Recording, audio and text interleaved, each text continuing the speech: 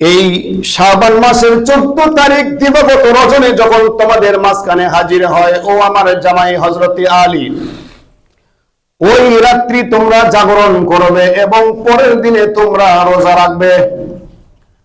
ওই রজনী তোমরা জাগরণ করবে তোমরা, ওই দিনে ওই রাত্রে ইবাদত বন্দেগী করবে এবং পরের দিনে রোজা রাখবেন। নবীজি বলেন, ইজা কানাত লাইলাতুন নিসফি মিন শাবান ফাকুমু লাইলাহা ওয়া সুমু ইয়াওমাহা। নবীজির ভাষায় শবে বরাতকে আমরা যেটা পাইলাম সেটা হলো লাইলাতুন নিসফি মিন শাবান। এটার নাম কি বলেন? শবে বরাতের নাম কি?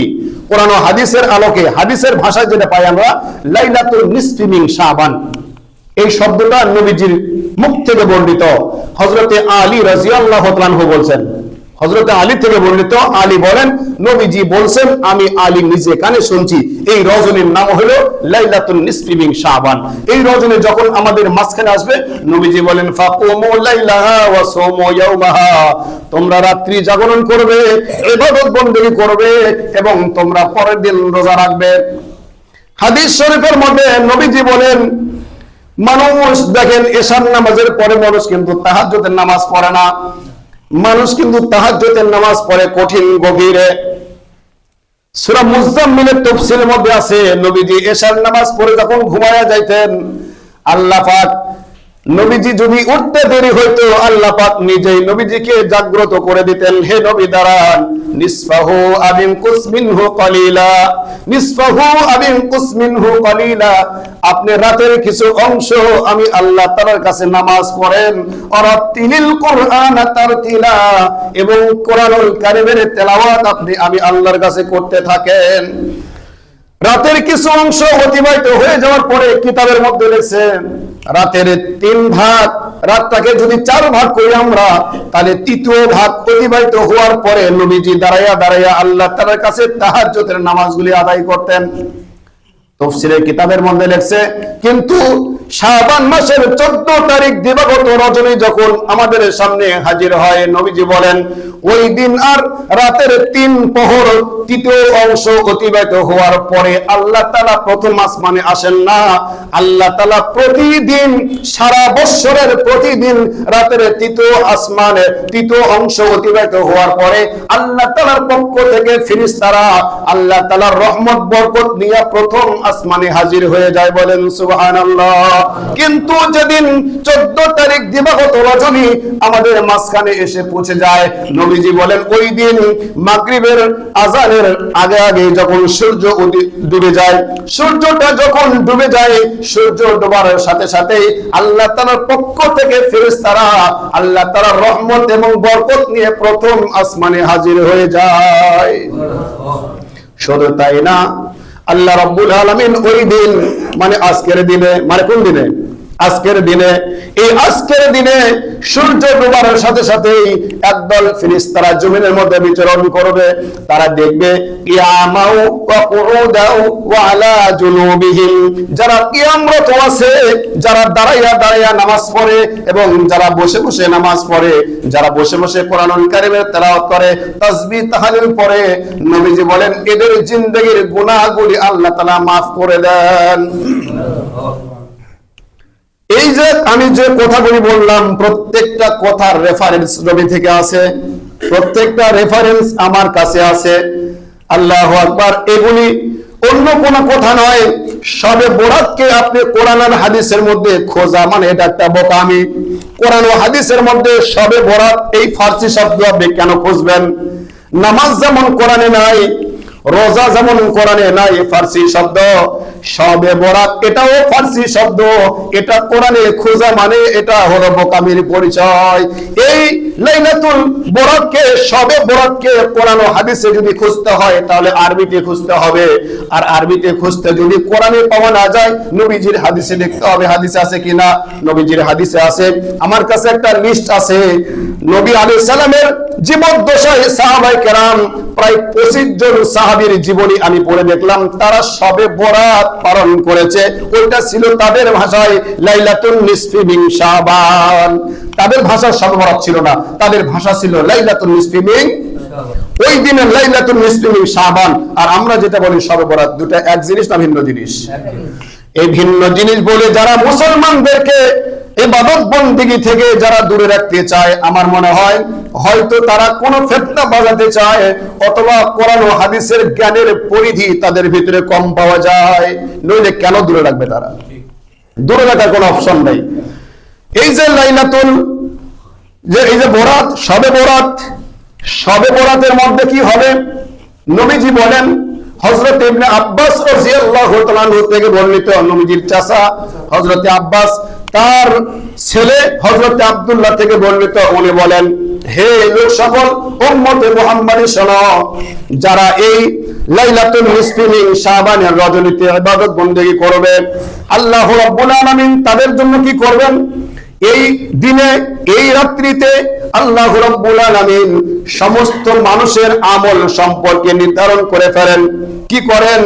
এই আগামী বছর পর্যন্ত কতগুলো মানুষ মারা যাবে এটা লিপিবদ্ধ করা হয়, কতগুলো মানুষ জন্মগ্রহণ করবে, বাচ্চা জন্মগ্রহণ করবে, তাদের লিস্ট লিপিবদ্ধ করা হয়। কোন মানুষ কতটুকু রিজিক খাবে, কার হায়াত আছে কার হায়াত নাই, এটা চূড়ান্ত করা হয়।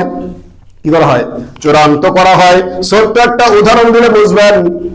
আমরা যখন কেউ কোনো পরীক্ষা দেই, পরীক্ষার সাথে সাথেই কিন্তু রেজাল্ট বের হয় না, মাত্র কয়েকদিন দেরি হয়। হযরতে আব্বাসের ছেলে হযরতে আব্দুল্লাহ বলেন, এই লাইলাতুল বরাতের, এই শবে বরাতের রজনীতে ইবাদত বন্দেগী করলে আল্লাহ তাআলার কাছে পরীক্ষা দেওয়ার পরে খাতাগুলি যেমন জমা হয়, কিছুদিন পরে তার রেজাল্ট বের হয়, ঠিক তেমনি ভাবে উদাহরণ, ইবাদত বন্দেগী করবা অথবা যারা করে নাই সকলের আমলনামা আল্লাহ তাআলার কাছে দেওয়া হবে। আল্লাহ তাআলা ওটা রমজান মাসের মধ্যে একটা রজনী আসবে, যে রজনীটার নাম হলো লাইলাতুল কদর। ওই রজনীতে এটাকে চূড়ান্ত ফয়সালা করে, লিপিবদ্ধ করে আল্লাহ তাআলা বিভিন্ন ফেরেশতাদের কাছে তাদের লিস্টটা ধরিয়ে দেয়। যেমন হযরত মিকাইলের কথা বলি, মিকাইল আলাইহিস সালাতু ওয়াস সালামের কথাই আমি বলি, তার কাছে বৃষ্টি বর্ষণের জিম্মাদারি আছে। আল্লাহ রাব্বুল আলামিন মিকাইল ফেরেশতাকে বলেছে, হে ফেরেশতা, আমি তোমাকে এমন একটা পারমিশন দিয়ে রেখেছি, আমি আল্লাহ রাব্বুল আলামিন তোমার কাছে বৃষ্টির জিম্মাদারি দিয়ে দিলাম। এই এক বছরের ভিতরে কোন জায়গায় কতটুকু পানি প্রয়োজন, বৃষ্টি প্রয়োজন, তুমি বর্ষণ করে দিবা। এ ভাই শুধু তাই না, আরো বলেন কোন মানুষ কতটুকু রিজিক খাবে, এই রিজিকের ফয়সালা করার পরে আমি আল্লাহ তাআলা লিপিবদ্ধ করে আমি মিকাইল ফেরেশতাকে ধরিয়ে দিলাম, কোন মানুষ কত টন চাল খাবে, কত মণ চাউল খাবে, কত কেজি চাউল খাবে। শুধু তাই না, কত কেজি চাল না, কত পিস, কতটা চাল একটা মানুষ এক বছরে খাবে, এই হিসাব মিকাইল ফেরেশতার কাছে আছে না নাই? আছে। আপনি যদি বলেন হুজুর এটাও কি সম্ভব, আরে ভাই বেশি দূর যাওয়া লাগে না, আপনি যদি অঙ্ক ভালো পারেন তাহলে আপনার 50 বছরের হিসাব আপনি মিলান। একটা মানুষের বয়স যদি 50 বছর হয়, আপনি এখন বলবেন যে আমাকে অঙ্কটা করে দেন, আমার বয়স 50 বছর, 50 বছরে কত ঘন্টা হয়, অথবা কত মাস হয়, কত ঘন্টা হইল, কত মাস হইল, কত মিনিট হইল, কত সেকেন্ড হলো, এটা বাইর করা সম্ভব কিনা বলেন তো? সম্ভব না? 100 বার সম্ভব।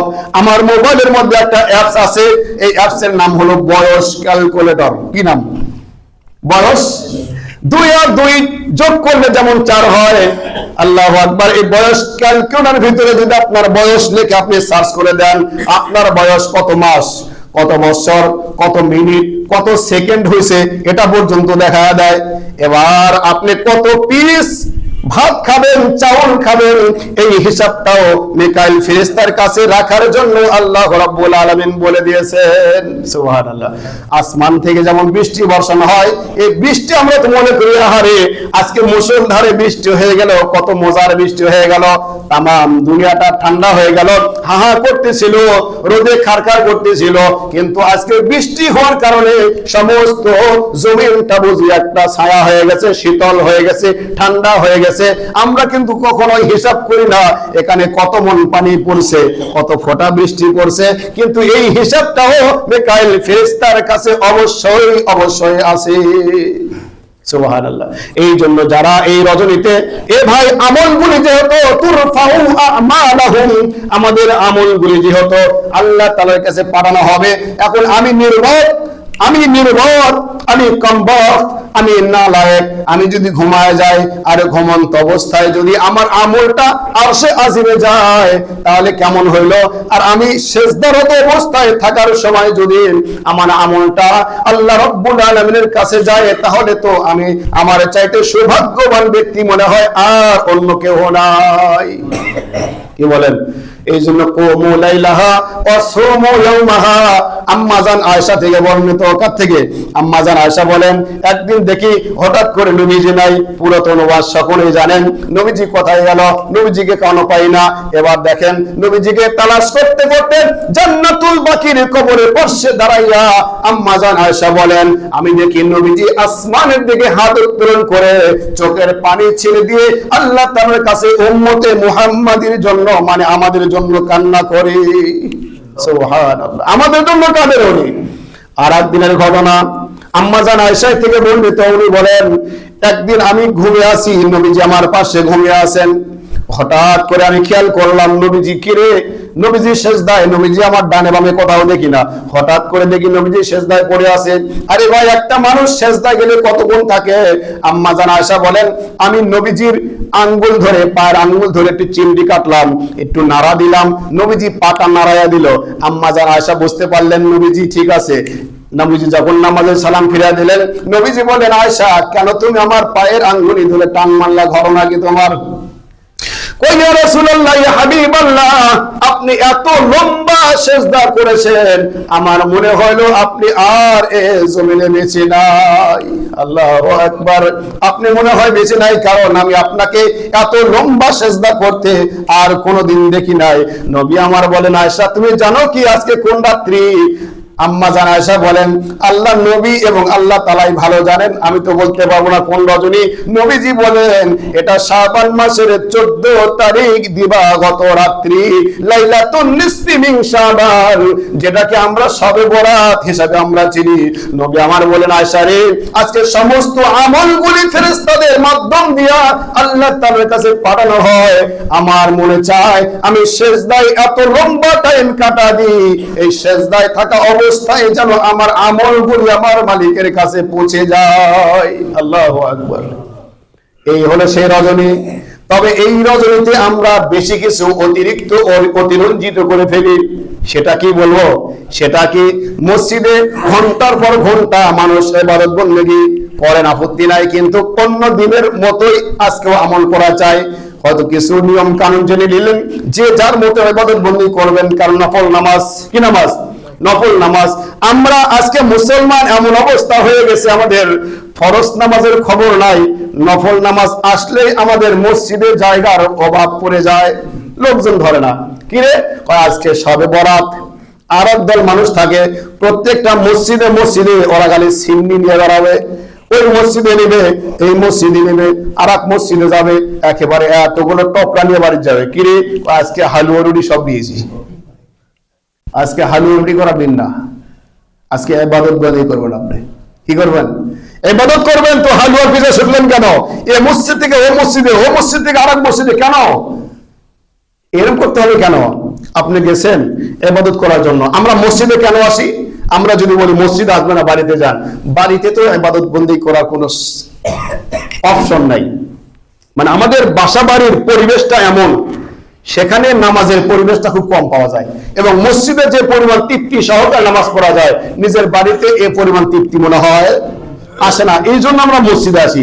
ইবাদত বন্দেগী নফল নামাজগুলি বাড়ির মধ্যে পড়ার সবচেয়ে সব বেশি। কি বেশি? সব বেশি। কিন্তু আমাদের বাড়ির যে অবস্থা, আমরা যদি নামাজটা মসজিদে আদায় না করে কিছু নামাজ নফল এবং সুন্নাত যদি বাসায় পড়তে চাই, যায় ওটাও করা হয় না, কি ওই নামাজটাও হতে চায় না। তাহলে আর বাড়ির অজুহাত দিয়ে, বাড়ির দোহাই দিয়ে নফল এবং সুন্নাত নামাজ থেকে দূরে থাকার কোনো সুযোগ নাই। আপনারা জানেন মাঝে মাঝে নামাজ পড়া দরকার, মাঝে মাঝে অতিরিক্ত নামাজ পড়া দরকার, মাঝে মাঝে রোজা রাখা দরকার। কেন জানেন? কেন জানেন? এই যে ধরেন, ওই যে মোবাইল আছে, এখানে মোবাইলের দুই পাশে দুইটা প্রোটেকশন দেওয়া আছে। একটার নাম ব্যাক পার্ট, যেটা পিছনে আছে, উপরের নাম হলো গরিলা। কেন দিলেন? মোবাইলটা যেন সংরক্ষণ থাকে, এ যেন অতি তাড়াতাড়ি নষ্ট না হয়, এই জন্য দুইটা জিনিস আপনি ব্যবহার করছেন, শক্তিশালী দুটা জিনিস। অনেক সময় মোবাইল পড়ে গেলে ওইগুলি ভেঙে যায়, মোবাইলে আঘাত লাগে না। এই জন্য প্রত্যেকটা নামাজের আগে এবং পরে দিয়ে সুন্নাত এবং নফল আছে, যেন ফরজের ভিতরে কোনো টাচ না লাগে। সুবহানাল্লাহ। এটা ভাবছি কখন আমরা? আমরা শুধু মোবাইলটাকে বুঝলাম কেন সেফ রাখতে হবে, কিভাবে সেফ রাখবো মোবাইলটাকে, এটা বুঝলাম। কিন্তু প্রত্যেকটা নামাজের আগে এবং পরে সুন্নাত অথবা নফল আছেই। কি বলেন? এমন একটা নামাজ আপনি বলেন তো যে নামাজের আগে এবং পরে অন্য কোনো নামাজ নাই, বলেন তো আছে এরকম নামাজ? যে নামাজের আগেও নামাজ নাই, পরেও কোনো সুন্নাত নাই, আগেও সুন্নাত নাই, পরেও কোনো সুন্নাত নাই, এমন নামাজ আছে? হয় আগে আছে, না হলে পরে আছে। কি বলেন? আছেই তো। এটা কি? এটা বলা যেতে পারে এটা মোবাইলের গরিলা এবং ব্যাকপারের মতো। আমরা নফল এবং সুন্নাত আদায় করব যেন আমার ফরজের মধ্যে আঘাত না লাগে। অনেক মানুষ আছে যারা সুন্নাত এবং নফলের চেষ্টা করে না, আপনি খেয়াল করে দেখবেন তারা মাঝে মাঝে ফরজ নামাজও পড়ে না। তার মানে মোবাইল আঘাত লাগছে, মোবাইলে কি লাগছে? ঠিক তেমনি ভাবে রমজান মাসের রোজা আসার আগে কিছু রোজা আল্লাহ তাআলা দিয়ে থাকেন, রমজান মাসের পরে আবার কিছু রোজা দিয়ে থাকেন। কি বলেন?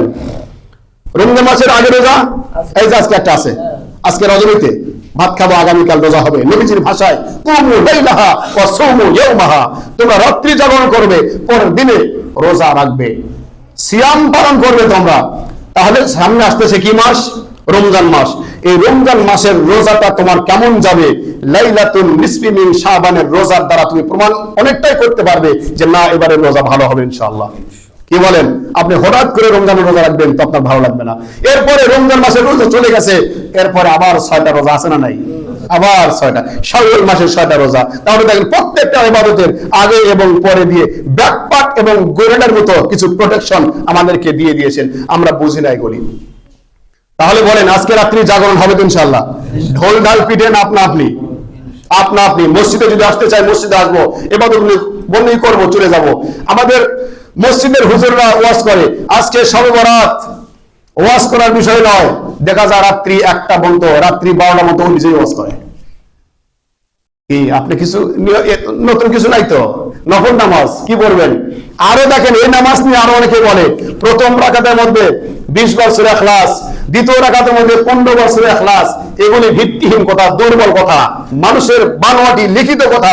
কোরআন হাদিসে এ টু জেড কোনো জায়গায় এই শব্দ নাই। আপনি নফল নামাজ অন্য দিনের মতো, অন্য নামাজের মতো এই নামাজ পড়বেন যে কোনো সূরা দিয়ে। আবার অনেকে গর্ব করে, তুই কয় রাকাত নামাজ পড়ছিস গত রাত্রে? কয় আমি বেশি পড়তে পারি, মাত্র 70 রাকাত।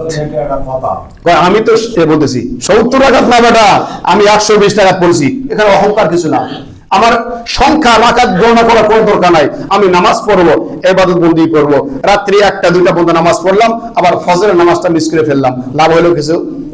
আজকের ওয়াজ এ পর্যন্তই। আমার বড় ভাইয়ের একটা কথা শুনি।